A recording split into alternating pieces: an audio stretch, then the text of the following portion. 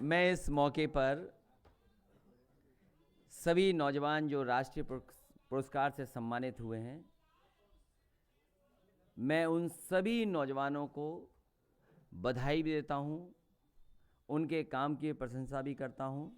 और आज जब सभी लोग बड़ी संख्या में समाजवादी पार्टी में शामिल हो रहे हैं, मैं एक एक नौजवान का धन्यवाद देता हूं और स्वागत करता हूं। सबसे पहले मैं हेमंत जी, उनको बधाई देता हूं, संजीव त्रिवेदी जी, अनिल, प्रदीप, पंकज शर्मा और इन सब के साथ जितने लोग आए हैं। और एक बात जो मुझे सबसे अच्छी लगी, ये नौजवान हैं, युवा हैं, कुछ करना चाहते हैं, पहले से भी अपने प्रयासों से, अपनी मेहनत से उन्होंने काम किया, उसी की वजह से उन्हें पुरस्कार मिला है। लेकिन जो सबसे बड़ी बात और जो सबसे बड़ा संकल्प लेकर के आए हैं, जो उन्होंने अपने सभी साथियों से मिलकर के कहा कि समाजवादी पार्टी में शामिल हो रहे हैं, और इसलिए शामिल हो रहे हैं क्योंकि हम हेल्दी पॉलिटिक्स करना चाहते हैं। शायद हमारे देश और समाज की ये ज़रूरत है कि आज के समय में हम लोग एक हेल्दी पॉलिटिक्स और एक हेल्दी एटमॉस्फेयर के बीच में जाएं। इसलिए मैं वो सभी यूथ जिन्हें समय समय पर पुरस्कार मिला है, मैं उनको बधाई देता हूँ आज समाजवादी पार्टी में शामिल होने के लिए। क्योंकि सवाल बहुत हैं। अगर हमारे देश का युवा निराश हो जाए तो आने वाले समय में हमारा देश कैसा बनेगा? अगर युवाओं का रास्ता अलग हो जाए तो समाज किधर जाएगा? इसीलिए 12 तारीख को जब पूरा देश और दुनिया में विवेकानंद जी को याद किया जा रहा था, इंटरनेशनल यूथ डे के दिन, तो उस दिन भी समाजवादी पार्टी ने पूरे प्रदेश में युवाओं से और संगठन के लोगों से कहा कि गांव में जगह जगह बैठ कर के युवा घेरा बनाएं और आपकी जो समस्याएं हैं उनको रखें। और तमाम जो किसी दल से, किसी पार्टी से युवा नहीं जुड़े, नौजवान जुड़े, उनकी बात सामने आए। तो मुझे खुशी है इस बात की कि सभी के सभी नौजवान आज चिंता में हैं कि उनके पास काम, रोजगार, नौकरी होगी कि नहीं होगी। जिस तरीके से प्राइवेटाइजेशन हो रहा है और नौकरियां घटाई जा रही हैं, लगातार देश में नौकरियां घटने का काम हो रहा है। लगातार योग्यता के अनुसार उन्हें नौकरी नहीं मिल पा रही है। और बहुत सारे ऐसे टैलेंटेड नौजवान हैं, उनके पास कोई रास्ता नहीं है। वो जाएं कहां, नौकरी कहां पाएं, रोजगार कहां पाएं? अगर वो कुछ काम करना चाहते हैं तो वो रास्ता कौन दिखाए? और जिस तरीके से शिक्षा में राजनीति का हस्तक्षेप हो रहा है, मुझे याद है समय समय पर यही भारतीय जनता पार्टी के लोग और उनको समर्थन देने वाले लोग छात्र संघ के चुनाव को लेकर के सवाल खड़ा करते थे कि ये जो छात्र संघ है इसमें गुंडे बनते हैं, उनके भाषा, उनका भाषण, उनके शब्द निकालें। और आज जिस तरीके से यूनिवर्सिटीज, शिक्षा की संस्थाओं पे कब्जा हो रहा है, जिस तरीके से राजनीतिकरण हो रहा है, राजनीति उसमें गुजरी, उसकी कभी कल्पना नहीं की जा सकती थी, जो अब भारत में होना शुरू हो गया है। युवाओं पर एनएसए तक लगा दिया गया। दुनिया में कहां होता है? दुनिया में कहीं कहीं कोई एक ऐसा देश बता दो जहां पर छात्र, नौजवान अगर अपनी बात रखना चाहें उन्हें एनएसए लगा दिया जाए। और फीस किस तरीके से बढ़ रही है। आने वाले समय में जिस तरीके से प्राइवेटाइज होकर के संस्थाएं खड़ी हो रही हैं, हमारे गांव, गरीब किसान के बच्चे अब पढ़ नहीं पाएंगे। और प्राइवेटाइजेशन जो एजुकेशन का हो रहा है, और उसके साथ साथ जो क्वालिटी ऑफ एजुकेशन होनी चाहिए और सभी वर्गों को, सभी को मिलना चाहिए, शायद अब मिलना संभव नहीं है। इस कोविड के समय में जहां हमने ऐसा समय देखा कि समय काटना मुश्किल होता था, शुरू में तो लगा कि शायद हमारा वक्त कट जाएगा। जितनी किताबें पढ़नी थी, जितना कुछ और करना था, सब कुछ कर लिया। लेकिन पूरा देश और समाज समझा कि ऑनलाइन पढ़ाई कितनी महत्वपूर्ण है। सरकार ने बिना किसी इंफ्रास्ट्रक्चर के, बिना किसी तैयारी के ऑनलाइन जिस तरीके से पढ़ाई कराई, तो वो जो समस्याएं उसका कोई निराकरण नहीं किया सरकार ने। इसलिए हम अपने जितने साथी आज जो आए हैं, युवा नौजवान जो समाजवादी पार्टी में शामिल हो रहे हैं, सही मायने में हमारे समाज के अंदर और अपने मोहल्ले और आसपास के इलाके में यही सबसे बड़े हीरो हैं। अगर इन्हीं से हम इंस्पायर हो जाएं तो हमारा समाज ही दूसरा बन जाएगा। ये सब हमारे हीरो हैं, इसीलिए इन्हें सम्मानित किया गया, इसीलिए इन्हें राष्ट्रीय लेवल पर पहचान मिली है। तो मुझे खुशी है इस बात की कि आज बड़ी संख्या में इस तरह के टैलेंटेड लोग, इस तरह के बहुत ही समझदार लोग आज हमारी पार्टी में शामिल हो रहे हैं। ये वो लोग हैं जो समाज को बदलना चाहते हैं, राजनीति को बदलना चाहते हैं, और हमारे देश की जो संस्कृति रही है, जो हमारी गंगा जमुनी तहजीब रही है, उसको बचाना चाहते हैं। ये हमारे देश की जो सबसे बड़ी पहचान है कि यूनिटी इन डाइवर्सिटी को बचाना चाहते हैं। मैं इन सब युवाओं को बहुत बहुत बधाई देता हूँ, बहुत बहुत धन्यवाद देता हूँ। एक बार फिर मैं हेमंत जी का, प्रदीप जी का, पंकज शर्मा जी का, संजीव त्रिवेदी जी का बहुत बहुत बधाई देता हूँ कि आज वो हमारी पार्टी में शामिल हो रहे हैं। इस समाजवादी आंदोलन को आगे बढ़ाएंगे और देश, राष्ट्र हमारा समाजवादी रास्ते पर कैसे जाए उस दिशा में सहयोग करेंगे। साथ ही साथ जो पॉलिटिकल लोग आज शामिल हुए हैं, आशीष मिश्रा जी सीतापुर, उनको भी मैं बधाई देता हूँ। पूर्व ब्लॉक प्रमुख भीतरी से जो आज शामिल हुए हैं, देवेंद्र सिंह, उनको भी मैं बहुत बहुत बधाई देता हूँ। कई साथी जो फर्रुखाबाद के हैं, क्योंकि इनका परिचय भी फर्रुखाबाद में भी होगा, कायमगंज में, रमेश मिश्रा जी, उनका भी मैं स्वागत करता हूँ, बहुत बहुत बधाई देता हूँ। क्योंकि युवा दिवस और हमारे इतने बड़ी संख्या में युवा आए हैं, तो केवल क्योंकि पन्ने बहुत हैं, यूपी को आपसे बेहतर कोई नहीं समझता। यूपी को 4 साल में आपने भी देखा है, नया बजट आने वाला है। एक हमारे स्लिप ऑफ टंग बोले या बहुत इम्पॉर्टेंट इशू जो रेज किया था हेमंत ने, शायद कुछ बातें पीछे से आई कि उस पर दोबारा चर्चा कर दो। मैं तो कहूँगा प्रेस के लोगों से, अगर आप कभी भी चर्चा करना चाहें तो मदर एंड चाइल्ड पे जब चर्चा आप करना चाहो, मैं तैयार हूँ, आपसे चर्चा करूँगा मैं, क्योंकि उसको अदरवाइज ना लिया जाए। क्योंकि प्रेस कब क्या ट्विस्ट कर दे, मैंने तो बहुत करीब से देखा है। और फिर आप में से न जाने कौन कैसा ट्विस्ट है, मुझे भी नहीं पता।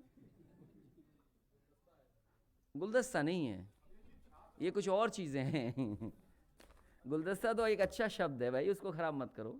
तो मैं ये कहना चाहता हूँ, जब इतने युवा ज्वाइन कर रहे हैं, बजट बनने वाला है, और मुझे याद है कि जब एक रात कोई जगना नहीं चाहता था,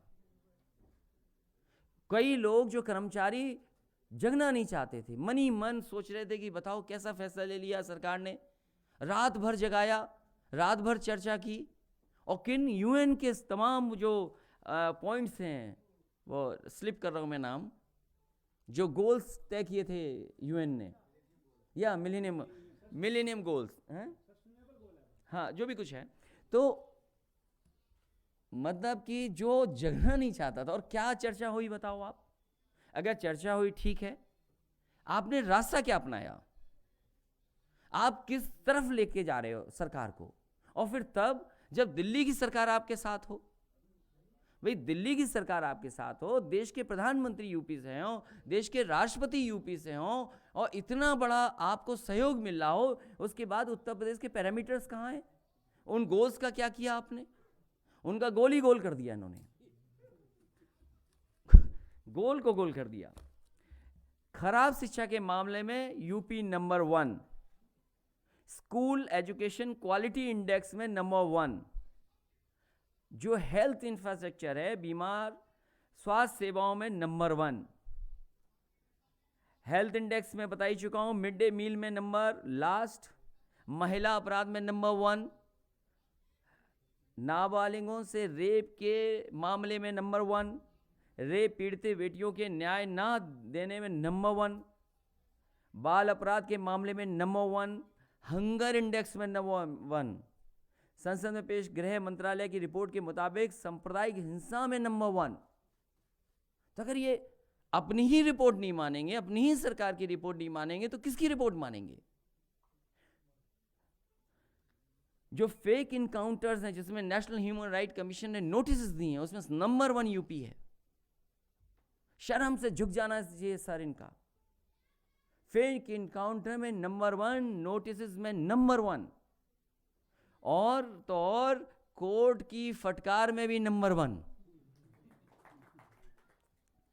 और हम पॉलिटिकल लोग जरूर एक दूसरे पे आरोप लगाते थे, समय समय पर घटनाओं को देख करके या बोला करते हैं, सदन में बोलते हैं, लेकिन कभी कोर्ट ने नहीं कहा होगा कि यूपी में जंगल राज चल रहा है। क्या सवाल नहीं उठाया कोर्ट ने? देश के इतिहास में यूपी ऐसा पहला राज्य बन करके आया है जिसमें मुख्यमंत्री और उप मुख्यमंत्री पर हत्या और दंगा भड़काने वाले जैसे गंभीर आरोप थे। ये दूसरों को आईना दिखा रहे हैं, लेकिन सोचिए कैसी धाराएं थी इनके ऊपर, और अपनी ही धाराएं वापस ली इन्होंने, अपने मुकदमे वापस ले लिए। आवारा जानवरों के हमले से हो रही मौतों में नंबर 1 यूपी, नंबर 1। बेरोजगारी में नंबर 1।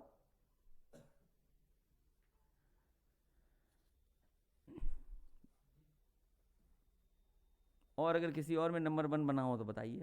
दूसरों का काम अपना बनाने में नंबर 1, रंग बदलने में नंबर 1, नाम बदलने में नंबर 1, और गन्ने के बकाया में नंबर 1। ये जो मुख्यमंत्री जी कहते हैं कि हमने 1 लाख न जाने कितने हजार करोड़ रुपया भुगतान किया है किसानों का, हर जगह जाते हैं। कभी कभी ये कहते हैं कि 2012 से लेकर के 2017 तक चीनी मिल बिकती थी। मैं आज जानना चाहता हूं कि 2012 से लेकर के 2017 में समाजवादी सरकार ने और हमने कौन सी चीनी मिल बेची थी, और अभी भी किसानों का बकाया है, गन्ने की कीमत नहीं बढ़ रही है, उसमें भी भारतीय जनता पार्टी नंबर 1। सिंचाई फंड में और सब बर्बाद करने में नंबर 1। नकली शराब से हो रही मौतों में देश में नंबर 1। और राजनीतिक द्वेष की भावना से केस बनाने में, लगाने में, घर गिराने में, बुलडोजर चलाने में नंबर 1। और नक्शा पास हो ना हो, सरकार ने तय कर लिया तो आपका घर टूट जाएगा। सरकार, और सरकार नहीं, भारतीय जनता पार्टी। और सबसे बड़ी बात, इन सब चीजों को मिलाने के बाद भारतीय जनता पार्टी झूठ बोलने में नंबर 1। आप सबका बहुत बहुत धन्यवाद, प्रेस के साथियों को इतने कम समय पे आने के लिए।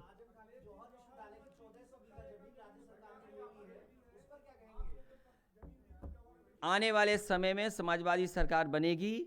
मौलाना जौहर साहब के नाम पर जो यूनिवर्सिटी आदरणीय आजम खान साहब ने बनाई थी, उससे भी ज़्यादा सुंदर, अच्छी यूनिवर्सिटी बनाने का काम समाजवादी लोग करेंगे।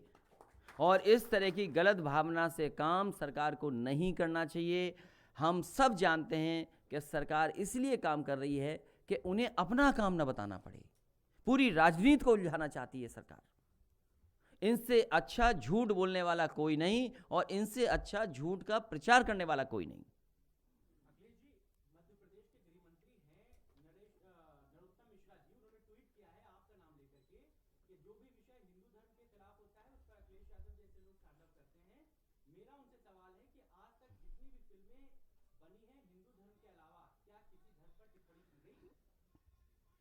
पता नहीं कौन है ये, क्या है ये गृह मंत्री? सबसे ज्यादा बच्चियों के साथ बलात्कार हो रहे हैं वहां भी। इनके बारे में क्या बोलना हमें?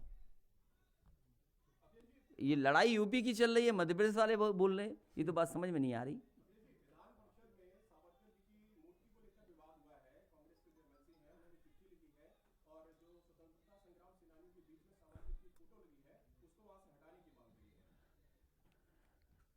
हालांकि ये युवाओं, नौजवानों में देश की आज़ादी के लिए किस किस ने कितना योगदान किया, इस पर बहस ज़रूर होनी चाहिए। और हमें उन सब का सम्मान करना चाहिए जिन्होंने देश की आज़ादी में लड़ाई में आज़ादी दिलाने में काम किया। लेकिन तमाम लोग ऐसे हैं जिनके ऊपर तमाम तरह के आरोप हैं, बहुत सारे डॉक्यूमेंट्स हैं, बहुत सारी स्टोरीज हैं, बहुत सारे तर्क हैं, बहुत सारी चीज़ें जो सवाल खड़ा करती है।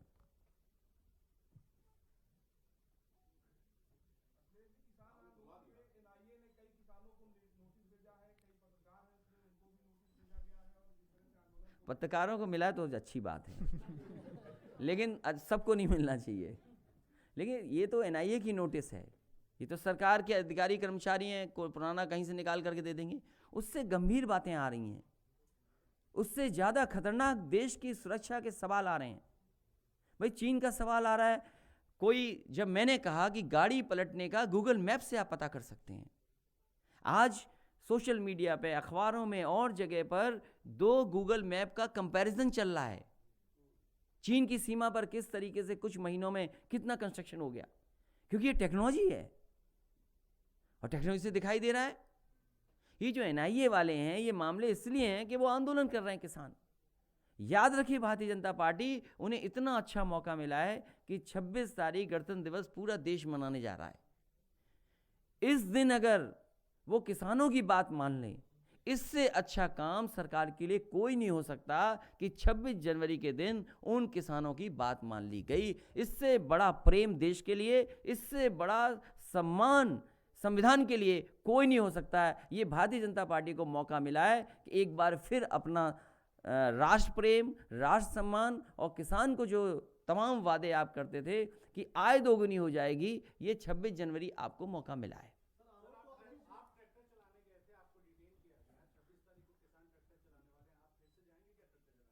देखिए, ट्रैक्टर चलाना मुश्किल काम होता है, लेकिन क्योंकि मैं हर गाड़ी चला लेता हूँ, ट्रैक्टर भी चला लूँगा। समाजवादी पार्टी का पूरा समर्थन है उनके साथ, पूरा समर्थन है हर तरीके से उनके साथ।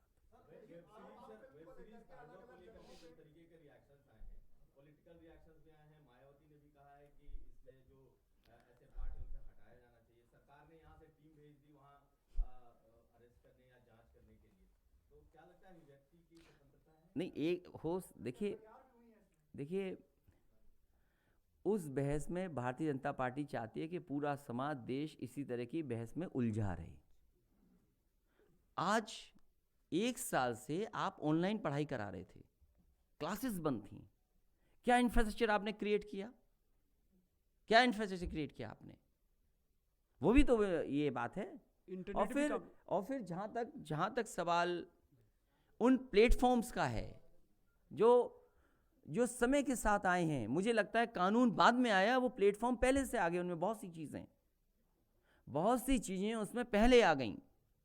और लॉकडाउन के दौरान जिन लोगों ने उस प्लेटफॉर्म को इस्तेमाल किया, मौका मिला, देखा, उसकी पॉपुलैरिटी बढ़ी है। लॉकडाउन के तहत बिजनेस बढ़ा है। हम तो ये कहना चाहते हैं कि भाई आप तो स्वदेशी आंदोलन की बात करते थे, सवाल बड़ा है। अगर आप उठा सके तो उठाइए, अगर आप उठा सके तो उठाएं। ये सवाल बड़ा है कि आपने स्वदेशी का नारा दिया और सब विदेशी प्लेटफॉर्म्स को अरबों खरबों रुपए आपने लूटने दे दिया। आप बताओ, आपके देश का प्लेटफॉर्म कब होगा ऐसा जो अमेज़न को टक्कर दे दे? कब आप आत्मनिर्भर होंगे कि आप इतने बड़े प्लेटफॉर्म पे आपका कुछ टक्कर दे सके? तांडव क्या है? एक छोटी सी सीरीज है, उस पे पूरी सरकार तांडव मचा रही है। सुनने में तो ये आ रहा है कि यहाँ की पुलिस वहां जा रही है, वहां की पुलिस जो ढूंढ रही वो यूपी में है।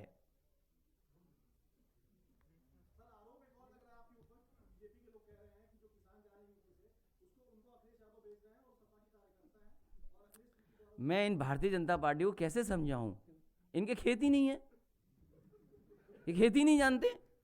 इन भारतीय जनता पार्टी के लोगों को समझाना मुश्किल है, क्योंकि वे खेती से संबंध नहीं है उनका। खेती के बाद जो मुनाफा है उससे संबंध रखना चाहते हैं। ये बाजार से संबंध रखते हैं, बाजार को कंट्रोल करना चाहते हैं। ये भारतीय जनता पार्टी की साजिश और रणनीति है। समाजवादी पार्टी के सभी लोग किसान हैं और किसान के होने के नाते वो उस आंदोलन में समर्थन कर रहे हैं। हम सब पे खेत हैं, सबने देखा हमारा धान लूट लिया गया। अभी खेतों में सरसों खड़ी है। बताइए आप एमएसपी क्या है आपकी? आप तो वो हमें एडिबल ऑयल खिलाना चाहते हैं जिससे स्वास्थ्य की कोई गारंटी नहीं है कि बेहतर होगी। क्या आप एडिबल ऑयल की मार्केट को कंट्रोल नहीं कराना चाहते 2 या 3 लोगों के अंदर? आप अपने मस्टर्ड ऑयल का कहां फेंक दिया आपने? तो किसके पास है एडिबल ऑयल का कंट्रोल? आप सोचो जरा, बाजार देखिए। तो तो भारतीय जनता पार्टी के लोग ये खेत वाली पार्टी नहीं है, ये झूठ फैलाने वाली पार्टी है। अरे हमने देखी नहीं तांडव, तुमने देखी हो तो दे दो, हमें भी दिखा दो। नहीं, अमेज़न पे दिखा दो ना, क्या हमने तो देखा ही नहीं ना, अमेज़न है हमारे पास।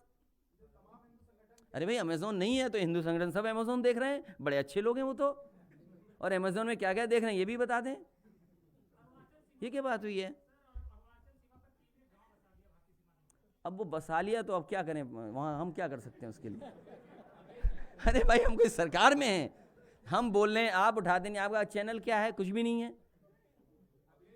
आप जिन्हें उठाना चाहिए वो व्हाट्सएप पे क्या कर रहे हैं? क्या था उनके पास? उनको सब खबर थी पहले से। इससे ज्यादा राष्ट्र के साथ और राष्ट्र के अपमान की बात कोई नहीं हो सकती है जो भारतीय जनता पार्टी के लोगों ने की है। और मैं आपको ये बता दूं, क्योंकि हमारे साथ के लोग फौज में हैं, हमारे सीनियर जूनियर आर्मी में जगह जगह बैठे हैं। आप जाकर के पता कर लीजिए, आप गूगल करिए जॉर्जियंस कौन कौन कहां बैठा है, जॉर्जियंस कौन कौन कहां बैठे हैं। मिलिट्री स्कूल के पास आउट लोग जिनके पास सबसे बड़ी जिम्मेदारी है वो भी जॉर्जियन है।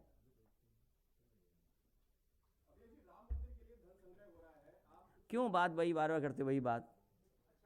आप बेरोजगारी की बात करो ना।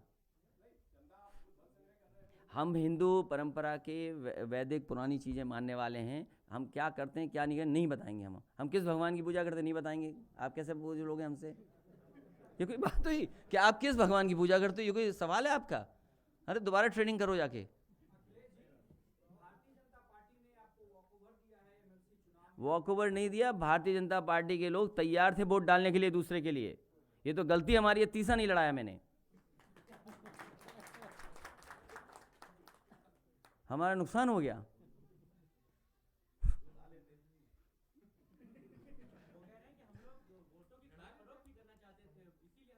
तो आपने सच बोल दिया, आपसे सच बोला उन्होंने, इसका मतलब कितना सच बोला। कितने ईमानदार लोग हैं देखिए, कहते कि हम वोट खरीद फरोख्त नहीं करना है। तो राज्यसभा कैसे जीता था आपने? कितना पैसा, कितना लोभ दिया था आपने लोगों को? घरों में जाकर के 12 बजे 1 बजे बैठे थे जाकर के। पूरा देश जानता है ये बात। इतने पन्ने आपने पढ़े नहीं पढ़े? कहाँ कहाँ यूपी है अभी नंबर 1।